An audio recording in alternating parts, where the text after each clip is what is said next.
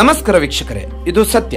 ಉತ್ತರ ಪ್ರದೇಶದ ಬಂದ ಎಂಬಲ್ಲಿ 16 ವರ್ಷದ ಬಾಲಕ ಆನಂದ್ ಕಿಶೋರ್ ಎಂಬಾತ ಅತಿಯಾಗಿ ವಿಡಿಯೋ ಗೇಮ್ ಆಡಿದ್ದಕ್ಕೆ ತನ್ನ ತಾಯಿಯು ಬೈಯುತ್ತಿದ್ದರಿಂದ ಮನನೊಂದು ಆತ್ಮಹತ್ಯೆಗೆ ಶರಣಾಗಿರುವ ದಾರುಣ ಘಟನೆ ನಡೆದಿದೆ. 10ನೇ ತರಗತಿಯ ವಿದ್ಯಾರ್ಥಿ ಆನಂದ್ ಫ್ರೀ ಫೈರ್ ಆಟಕ್ಕೆ ವ್ಯಸನಿಯಾಗಿದ್ದನು ಎಂದು ವರದಿಯಾಗಿದೆ. ಇದು ತನ್ನ ಅಧ್ಯಯನವನ್ನು ನಿರ್ಲಕ್ಷಿಸಲು ಕಾರಣವಾಯಿತು.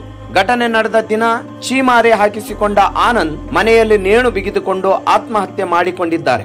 ಆತನ ತಾಯಿ ಆತನನ್ನು ಪರೀಕ್ಷಿಸಲು ಹೋದಾಗ ಆತನ ಮೃತದೇಹ ಪತ್ತೆಯಾಗಿದೆ. ಆನಂದ್ ತನ್ನ ಪ್ರಾಣ ತೆಗೆಯುವ ಉದ್ದೇಶ ಹೊಂದಿರಲಿಲ್ಲ, ಬದಲಾಗಿ ತನ್ನ ತಾಯಿಯನ್ನು ಹೆದರಿಸಿ ಕುತ್ತಿಗೆಗೆ ಕುಣಿಕೆ ಹಾಕಲು ಬಯಸಿದ್ದ ಎಂದು ಕುಟುಂಬಸ್ಥರು ಸೂಚಿಸಿದ್ದಾರೆ. ದುರಾದೃಷ್ಟವಶಾತ್ ಪರಿಸ್ಥಿತಿ ಉಲ್ಬಣಗೊಂಡಿತು. ಇದು ಅವನ ದುರಂತ ಸಾವಿಗೆ ಕಾರಣವಾಯಿತು. ಈ ಹೃದಯ ವಿದ್ರಾವಕ ಘಟನೆಯ ಸುತ್ತಲಿನ ಸನ್ನಿವೇಶಗಳ ಕುರಿತು ಪೊಲೀಸರು ಪ್ರಕರಣ ದಾಖಲಿಸಿಕೊಂಡು ತನಿಖೆ ಮುಂದುವರಿಸಿದ್ದಾರೆ.